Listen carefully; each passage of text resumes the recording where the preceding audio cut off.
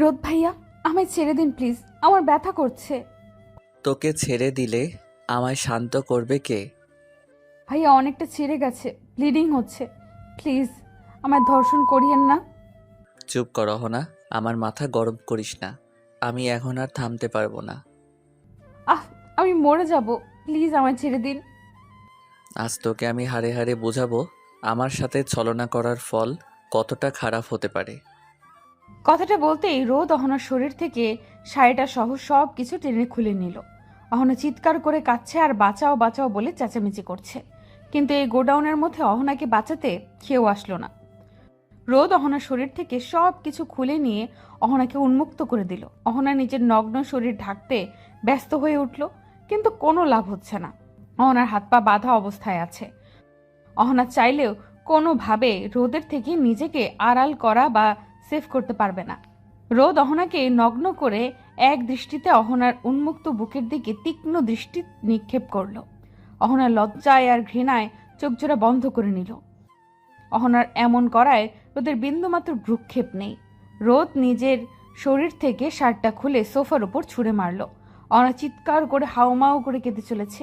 নিজেকে রক্ষা করার জন্য সে বারবার রোদকে অনুরোধ করছে তাকে ছেড়ে দেওয়ার জন্য, কিন্তু রোদের মনকে আজ কোনোভাবেই অহনার আর্তনাদ গলাতে পারছে না।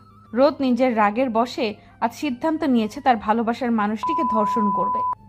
যদিও রোদ এমন ছেলে না, তবে আজ সে নিজের রাগ দ্বারা পরিচালিত হচ্ছে বলে কোনটা ভুল বা কোনটা ঠিক সেটা পরিমাপ করার শক্তি তার মধ্যে নেই। রোদ শার্ট খুলে ফেলে অহনার উপর ঝাঁপিয়ে পড়ে। অহনা চিৎকার করে রোদকে কেঁদে কেঁদে বলছে, প্লিজ আমার সর্বনাশ করবেন না। রোদ, আমি আপনার কাছে, রোদ আমি আপনার সাথে প্রতারণা করেছি, আমায় ক্ষমা করে দিন। কিন্তু বিশ্বাস করুন, আমি জানতাম না আপনি আমায় সত্যি ভালোবাসেন। যদি জানতাম তবে কখনোই আপনাকে ঠকাতাম না। আমায় রোদ অহনার কথা শেষ করার পূর্বেই অহনার গলা সজোরে চেপে ধরল। অহনা চিৎকার করতে পারছে না। রোদ অহনার গলা চেপে ধরে দাঁতে দাঁত চেপে বলতে লাগলো, সত্যিকারের ভালোবাসার বিনিময়ে আমায় কষ্ট ছাড়া কিছু দিস নাই। আজ আমায় ফেলে অন্যের সাথে শান্তিতে ঘর করবি, সেটা তো হতে পারে না। আমি কেন বিনা অপরাধে সাজা পাবো? আমি আমার লাইফকে নষ্ট করতে পারবো না, কারণ এই লাইফটা তোর দেয়া নয়, এটা আমার বাবা মায়ের দেয়া। সো আমি যখন অশান্তির আগুনে পুড়ে দগ্ধ হব, তখন তোকে অন্যের সাথে সুখে থাকতে দিব না। আজ তোকে ধর্ষণ করে আমি তোর করা প্রতিটা মিথ্যা প্রতারণার সাজা দিব, আর তারপর তোকে নিজের করে নিব।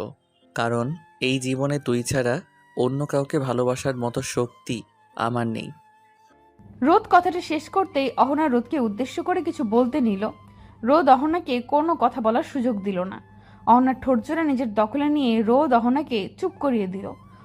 অহনা রোদের ঠোঁটজোড়া থেকে মরিয়া হয়ে চেষ্টা করছে ছাড়া পেতে, কিন্তু কোনোভাবেই রোদের থেকে সে নিজেকে ছাড়াতে পারল না। রোদ অহনার ঠোঁট থেকে শুরু করে অহনার সারা শরীরের মধ্যে নিজের ভালোবাসার ছোঁয়া এঁকে দিল। অহনা যত রোদের থেকে নিজেকে আলাদা করার চেষ্টা করছে, রোদ তত বেশি অহনার মাঝে ডুবে যেতে থাকে। রোদের পশুর মতো আচরণে অহনা নিজেকে আর সামলাতে পারল না। জ্ঞান হারিয়ে ফেলে সে। অহনা জ্ঞান হারানোর পরেও রোদের আচরণের কোনো পরিবর্তন হলো না। রোদ নিজের সর্বশক্তি দিয়ে অহনার উপর জোর করে নিজের অধিকার প্রতিষ্ঠা করলো। রোদের শারীরিক চাহিদা শেষ হতেই রোদ অহনার উপর থেকে সরে যায়। রোদ অহনার উপর থেকে উঠে ফ্রেশ হয়ে নিল। ফ্রেশ হয়ে এসে রোদ একটা সিগারেট ঠোঁটের কোণে গুজে নিয়ে অহনার দিকে দৃষ্টিপাত করে। অহনার জ্ঞান ফিরেছে। অহনা রোদের দিকে তাকিয়ে আবার মুখ সরিয়ে নিল। অহনা ঘেমে ভিজে গেছে। শরীরে নড়াচড়া করার মতো এক বিন্দু শক্তি নেই তার। রোদ ঠোঁটটা ফাঁক করে অহনাকে উদ্দেশ্য করে বলল, নিজের উন্মুক্ত শরীর দেখিয়ে আবার আমায় নেশায় আসক্ত করার চেষ্টা করছো নাকি? মানে কি সব বলছেন আপনি? তা না হলে কি এই শরীর দেখাতে বেশ ভালো লাগছে তোমার? তাই তো সব খুলে বসে আছো আমার সামনে। এমন করে থাকলে আমি নিজেকে কি করে সামলাবো বলো শোনা? রোদের কথার বিপরীতে অহনা কোনো শব্দ করল না। নিজের চোখের থেকে কয়েক ফোঁটা নোনা জল ফেলল সে। নিজের সব থেকে দামি জিনিসটা আছে হারিয়ে ফেলেছে। এই জিনিসটা আর কখনো ফিরে পাওয়া যাবে না। ওইদিকে রাত পেরিয়ে সকাল হয়ে গেছে। হয়তো বাড়ির মধ্যে অহনা না থাকার খবরটা সবার জানাজানি হয়ে গেছে। সবাই তার বাবা মাকে নানা ধরনের কথা শোনাচ্ছে। এইসব ভাবতেই অহনার চোখের নিচে আবার জল জমা হয়ে যায়। রোদ অহনাকে কাঁদতে দেখে সোফার উপর বসে বলে উঠল, কাঁদতে বারণ করেছি না একবার? কথা কি কানে যায় না তোমার? যাও, ফ্রেশ হয়ে এসো। কি, কথা কানে যায় না? চুপ করে বসে থাকলে কিন্তু আমার মেজাজ খারাপ হবে। আর আমার মেজাজ খারাপ হলে কি কি হতে পারে সেটা তুমি কল্পনাও করতে পারছো না। তো কি করব? আমার হাত পা বেঁধে রেখেছেন, আমি ফ্রেশ হব কি করে? হুম, ভালো করে দেখো, আমি কিছু বেঁধে রাখিনি। আমি এতটাও খারাপ না যতটা তুমি মনে করো। অহনা ভালো করে হাতের দিকে তাকিয়ে দেখলো হাতের বাঁধন খোলা আছে। অহনা দ্রুত বিছানা থেকে উঠতে যাবে, এমন সময় তার দৃষ্টি পড়ল বিছানার দিকে। অহনা বিছানার দিকে তাকিয়ে ভয় পেয়ে যায়। সারা বিছানা জুড়ে রক্তের দাগ দেখা যাচ্ছে। অহনা চোখজোড়া ছানা বড়া করে তাকিয়ে আছে। রোদ শান্ত গলায় বলল, ওসব কিছু না। প্রথমবার বলে এমন রক্ত বের হয়েছে, এটা স্বাভাবিক ব্যাপার। অহনা আর কোনো কথা বলল না। বিছানার সামনে থেকে চলে যেতে লাগলো সে। দু পা এগিয়ে যেতে অহনা অনুভব করছে প্রতিদিনের মতো সে হাঁটতে পারছে না। প্রচণ্ড ব্যথা অনুভব হচ্ছে তার। অহনা ব্যথায় গোঙানি দিয়ে উঠল। রোদ অহনার দিকে চেয়ে মুচকি হাসল। অহনাকে বলল সে। সাবধানে যাও, একটু খেয়াল করে। অহনা ওয়াশরুমে এসে অহনা নিজের নগ্ন দেহটা আয়নার প্রতীয়মান দেখতে পেল। সারা শরীরের মধ্যে রোদের আঘাত স্পষ্ট। অহনা কেঁদে উঠল আঘাতগুলো দেখে। বুকটা মুচড়ে উঠছে তার। একটা মানুষ এতটা খারাপ কি করে হয়? কি করে এতটা নির্মম হতে পারে? ভালোবাসা আদায় করার হাতিয়ার কি ধর্ষণ করা?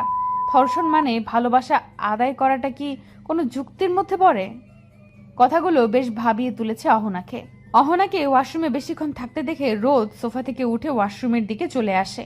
দরজায় কড়া নাড়তেই অহনা বলল, ওয়েট, আসছি। রোদ সোফায় এসে বসে বিছানার দিকে তাকালো। বিছানায় তাকিয়ে রোদ ভাবতে লাগলো, এই বিছানাটা হতে পারতো আমাদের বাসর ঘরের বিছানা, ফুলে সাজানো বাসর ঘর, যেখানে তুমি আর আমি আমাদের ভালোবাসাটাকে পূর্ণতা দিতাম। কিন্তু আজ সেই পরিস্থিতি তুমি রাখলে না। আমার সাথে ভালোবাসার নাটক করে অন্য কারো বাসরে যেতে চাইছো।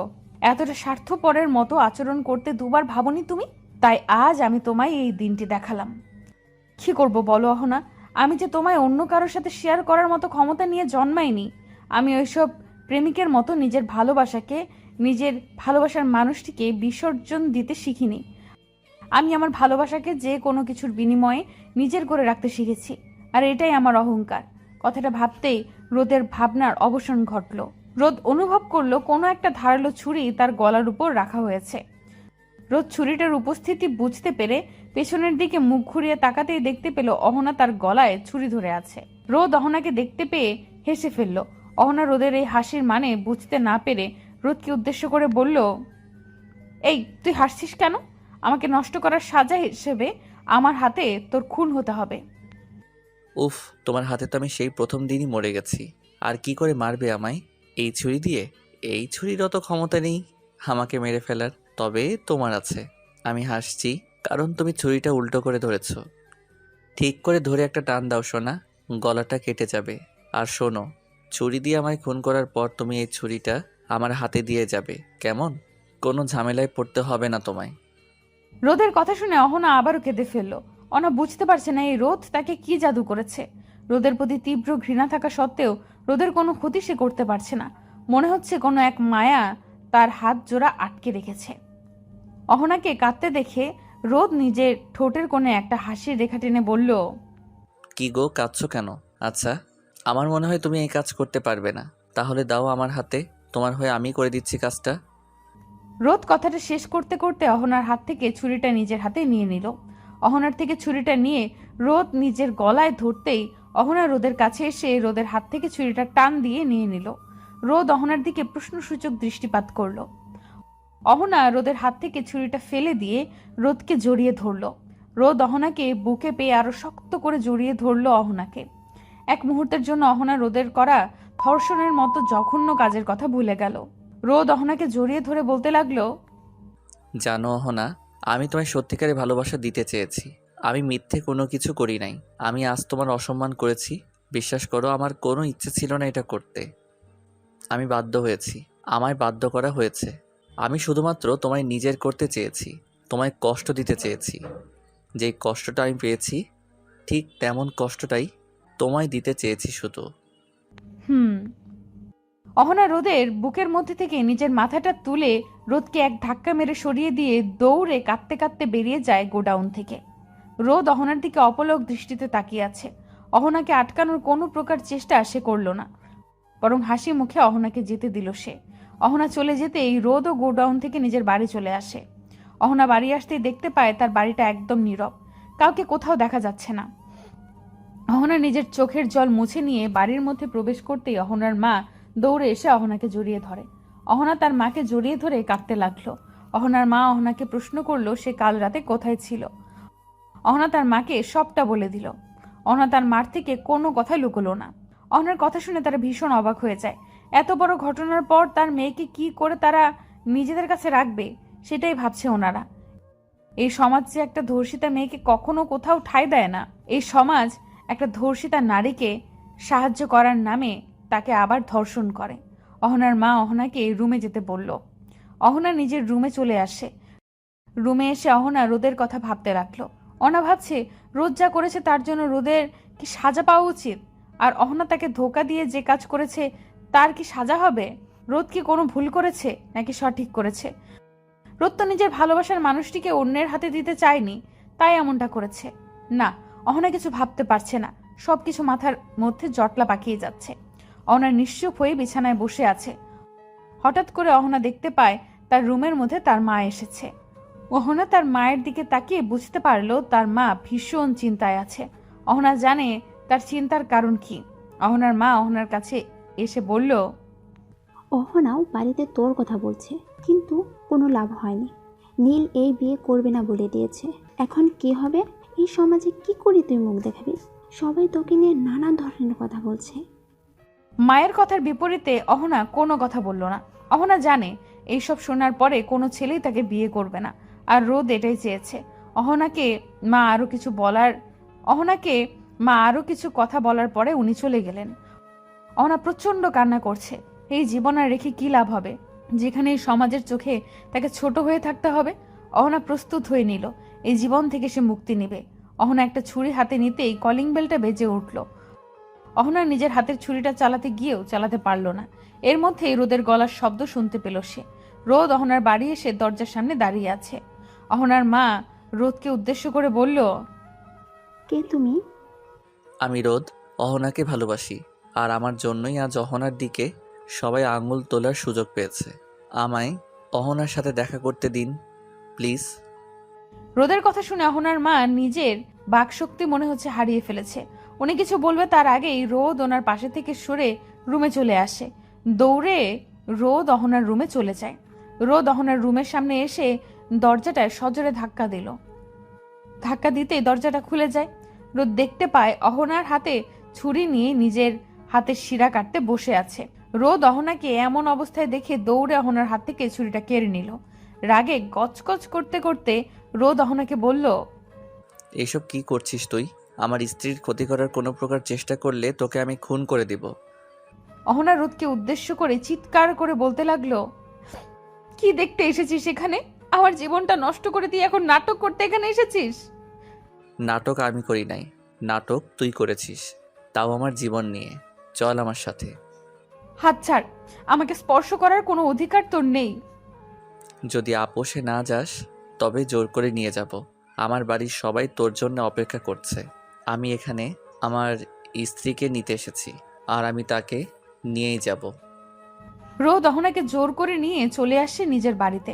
অতঃপর অহনার সাথে তার বিয়ে সম্পূর্ণ হয়। বিয়ের পর রোদ অহনার থেকে ক্ষমা চায় নিজের কাজের জন্য, আর অহনাও রোদের পরিস্থিতি বুঝতে পারলো আর তাকে ক্ষমা করে দিল। অহনা চাইলেও হয়তো রোদকে ক্ষমা না করতে পারত, তবে ক্ষমা মহৎ গুণ যা সবার মধ্যে নাই। রোদ আর অহনার জন্য দোয়া করবেন, তারা যেন সব সময় এক হয়ে থাকতে পারে। গল্পটি কেমন লাগলো তা অবশ্যই কমেন্ট করে জানাতে ভুলবেন না। পেজ থেকে দেখে থাকলে অবশ্যই পেজটিকে ফলো করে দিবেন, আর চ্যানেল থেকে দেখে থাকলে অবশ্যই চ্যানেলটিকে সাবস্ক্রাইব করে পাশে থাকা বেল আইকনটা বাজিয়ে দিবেন।